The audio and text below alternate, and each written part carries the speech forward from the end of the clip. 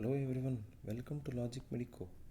Here we can see that there is an abnormal protrusion of the content of the abdomen below the groin fold.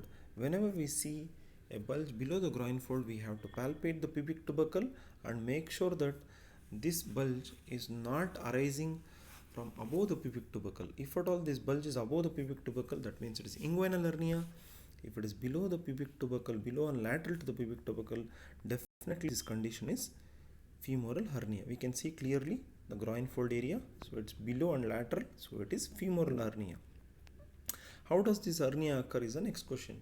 See, in the femoral sheath, the anterior wall of the femoral sheath formed by fascia transversalis, posterior wall is formed by fascia iliaca. Both this anterior and posterior abdominal wall fascias are converging towards the inguinal ligament. When it's converging, it forms a sheath which encloses the proximal 4 centimeters of the femoral vessel, forming a sheath called as femoral sheath. The medialmost compartment of this sheath is a funnel-like extension called femoral canal. The intermediate compartment is a venous compartment where femoral vein will be there. Lateral compartment is the arterial compartment. The nerve is outside the sheath because the nerve is deep to the fascia iliaca. The medialmost canal is called femoral canal. It is empty and occasionally contains a lymph node of Cloquet, that is a deep inguinal group of lymph node.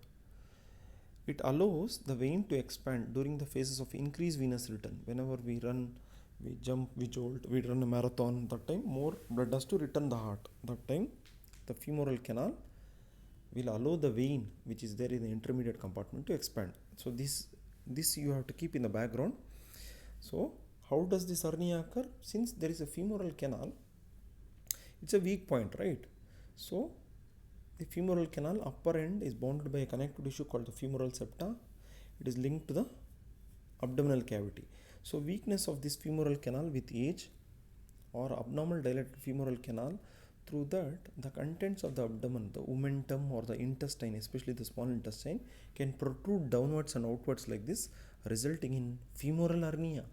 So femoral hernia is a hernia wherein the contents of the abdomen will protrude through the femoral canal.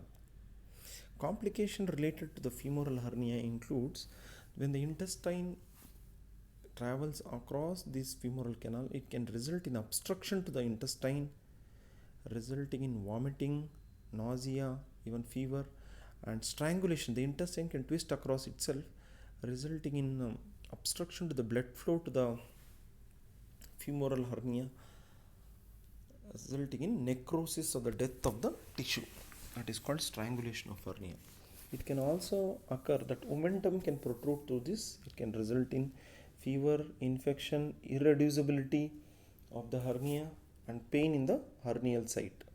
So these are the possible complication. Any one of the complication you can write, either intestinal obstruction or strangulation of intestine, necrosis of intestine, even the necrosis of the omentum also you can write. So in brief, the clinical condition is femoral hernia. It occurs through the canal called as femoral canal, which is a medialmost funnel-like canal between the fascia transversalis and fascia iliaca. Through that canal called the femoral canal, complication is obstruction to the intestine, necrosis of the intestine, strangulation, adhesions, irreducibility, pain in the hernial site. Any one of these you can write. Thank you for watching and learning from Logic Medico. If you are new to our channel, kindly consider subscribing. Don't forget to press the thumbs up icon showing that you like that video so that it reaches many people. Kindly share this video with your other friends too. Thank you once again.